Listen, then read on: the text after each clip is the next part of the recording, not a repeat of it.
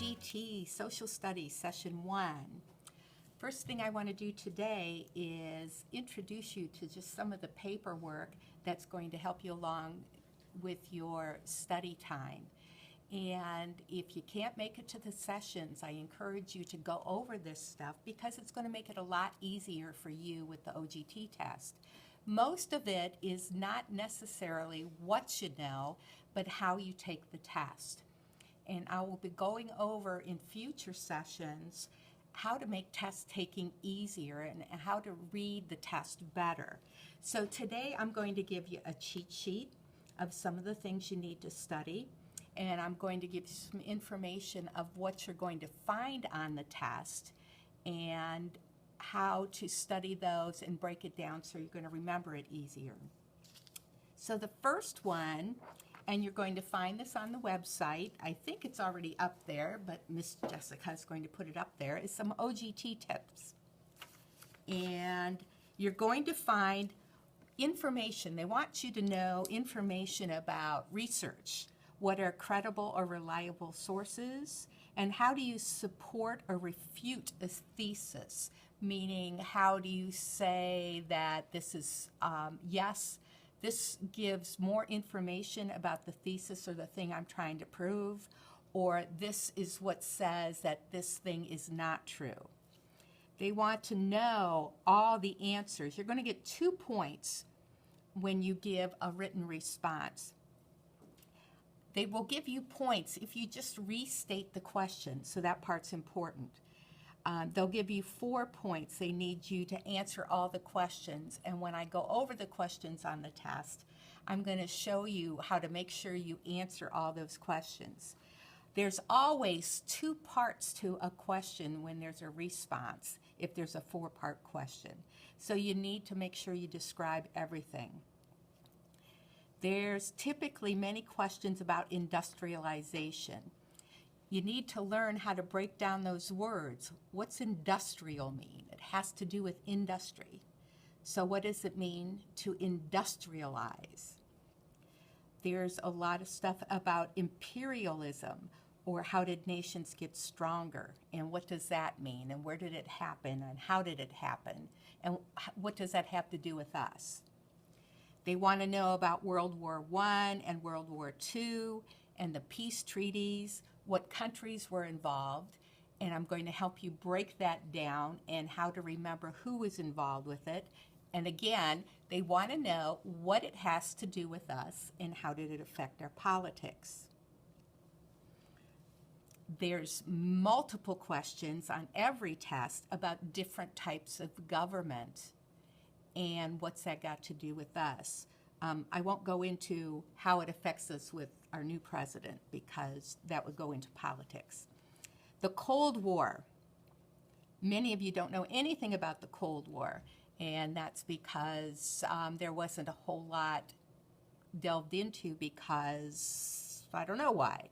But it has to do with hostility, and it has to do with our government and how we protect it.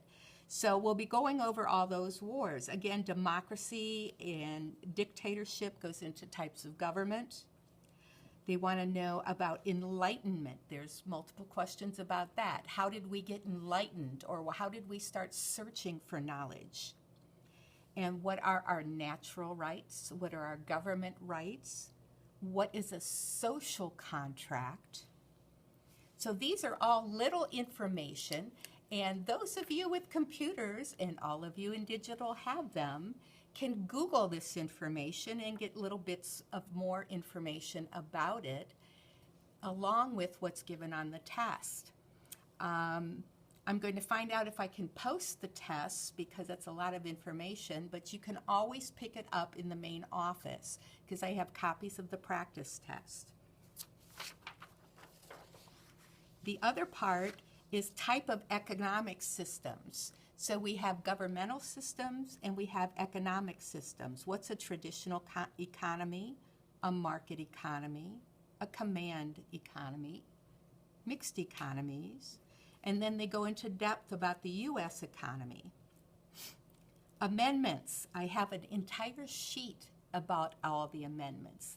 They want you to know them. You don't have to know word for word, But there's special amendments that apply to students and to specifically to the cultural aspects of students and adults that they go and ask about. And we kind of shrug our shoulders. You know, why do we care about the Constitution? Well, we want our civil rights, we want our cultural rights, and we need to pay attention to which one of those amendments gave that to us. Immigration is a big thing in the country today. And so we have to pay attention to how did that come about in our country. And so they're going to ask questions about it. What was the Red Scare? And finding out, again, this was an immigration issue and it was a governmental issue about how Russia and communism was going to be taking over our country. Court cases. Finding out about how the court cases, again, was an immigration issue, it was a cultural issue, and it was a prejudicial issue. So there were famous court cases that made laws saying that prejudice was illegal in our country. So they cite those, and I think I have found them on almost every OGT test. Do I have to memorize everything that has to do with social studies? No, but these are key issues that you want to find out about. But this sheet's not going to give you everything. We have the amendments. Now I had mine numbered. What I did. Okay. Again, this sheet's going to be put on the website. For those of you who don't know Roman numerals, and sometimes it takes me a while to figure them out, you can number them.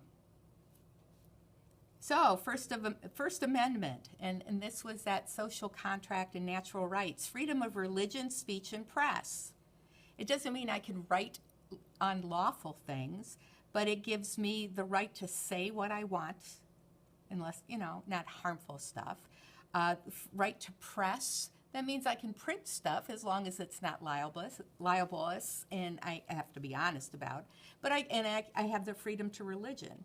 In other countries, they are held accountable for their religion. Second Amendment, right to bear arms. That means I'm allowed to have guns. I'm not allowed to have them in certain buildings, and that's posted. I'm not allowed to carry arms in public places, but that was at a time where they were saying that only military could carry arms and carry guns. So in this country, we're allowed to do that. So these were important amendments, and the first 10 amendments were called the Bill of Rights. And then they had said, well, this doesn't cover everything, so we need to add some amendments to it. Everybody's heard, anybody that's a Law and Order fiend like me, or likes all those cop shows that say I plead the fifth. Does anybody know what that means? That means I have the right not to incriminate myself or give information against myself that's going to accuse me of a crime or anything. And you've heard of double jeopardy. If I've been accused of a crime, and I have been found innocent of it, like if I went to Mr. Weber's house and I took all his computers and been found innocent, they can't take me to court saying, oh, I found out that you really did, I found more evidence. They can't try me for that case again.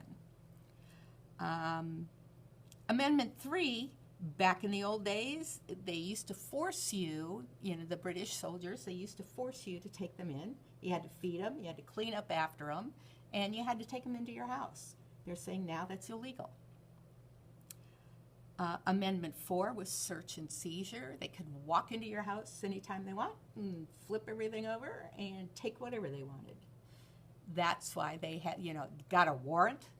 So now they have to have a warrant in order to go into your house and look through things. Fair and speedy trial. You can't sit in prison for 20 years before they bring it up to trial, where in the old days, that's what they would do. They would put you in prison and say, yeah, we're going to bring you in front of the court. You have rights you have a right to trial by jury, but it can't be for a traffic fine of $15 or something. We have rights, no cruel and unusual punishment. And then rights not retained by the people. So your rights are still protected even though it's not specifically listed here. And that was that natural rights. And Amendment 10, powers retained by the states and the people. So the people have all powers not given by the national government. You have the right to be married, you have the right to have children. They don't limit the number of children that you have here, where in other countries they do. And so we have natural rights given by the Constitution. Now, they added more rights. This is an important one, a cultural one that they're going to ask you about, so you might want to star those. The 13th Amendment abolished slavery in the United States. That was a huge one. The 14th Amendment was civil rights. The slaves, or they're no longer slaves, but black people finally got citizenship and protection. So they freed the African Americans, but they couldn't vote. They couldn't hold the office. They weren't considered American citizens. So the 13th, they were free men and women. However, they had no rights. So then they took the 14th Amendment and said, okay, now you're American citizens and you can vote. So the 15th took it to the vote. So 13, 14, and 15, you have to write it. So, okay, what took care of it? 14th, I'm free. 13th, I'm free. 14th, I get citizenship. 15th, I can vote. So it took 3 amendments for the African Americans to be considered part of American citizenry. 16th, and think of this as April 16th. Why are your parents cranky? Is because income taxes came to be.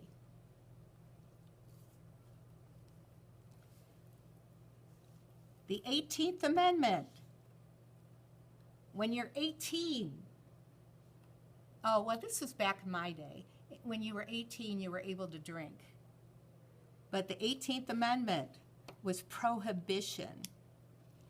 And they decided that drinking and alcohol was the root of all evil. So they said there could be no alcohol served. And as a result of that, they created illegal drinking places, and people were making gin in their bathtub and whatever, and there was all sorts of crazy stuff going on. So it didn't last for very long. So there may be something about that, but 13, 14, and 15 are definitely on there. 19, ladies, don't you ever forget this one.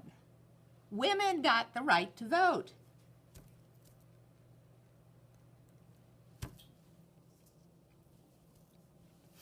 So we had 18, now look how long it took. Repeal of prohibition. They said, this isn't working, you guys can drink again.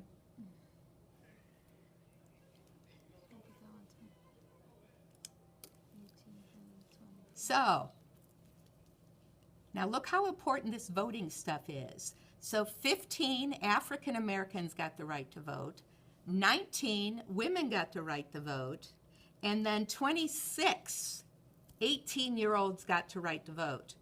Seniors, if you're not taking your right to vote and you're 18, you're saying you don't care about your country, so you have no right to an opinion on government matters. So you need to take your rights. So we've got a 15, a 19, and a 26 for rights to vote. They had the draft. When you were 18, you could go and kill for your country, but you couldn't vote. So they decided, well, maybe if you could serve in the military, you could also vote for who's telling you to go serve in your military. So those are definitely on there. So we have those 27 amendments. You need to be sure that those are on there and that you study those carefully. We didn't have a study sheet for that before. Next, we have our types of government. Let me get rid of those. Nope, keep it within the tape. All right, types of government. We have a democracy, a government where people vote on the issues and the leaders. Now, those of you who are math majors, mono, like, I lost the word. Oh my gosh. Binomial and monomial. Mono means one. So, a monarchy is where the monarch or one person makes the decisions for the country. A dictatorship, we know that one, where one leader rules with absolute power and the leader takes power by force. And if you go against that leader, you're usually killed or imprisoned. An oligarchy, we don't usually hear about that one. There's a small group of people, typically from the upper class, the landowners and whatever, and they rule. The communism, and that was part of the Red Scare, is the government that controls the economy and takes charge of all the resources and makes the decisions based upon production and based upon, they'll have one type of economy, and they're in charge of all things. Now, here's one that everybody has problem with. Theocracy has to do with religion. And so it's religious leaders that run the government and decide upon the country. And then a republic is a type of government where the people elect the representatives. It doesn't necessarily mean that it's a democracy, but we're a democracy and a republic. So the governments can be combined in that type of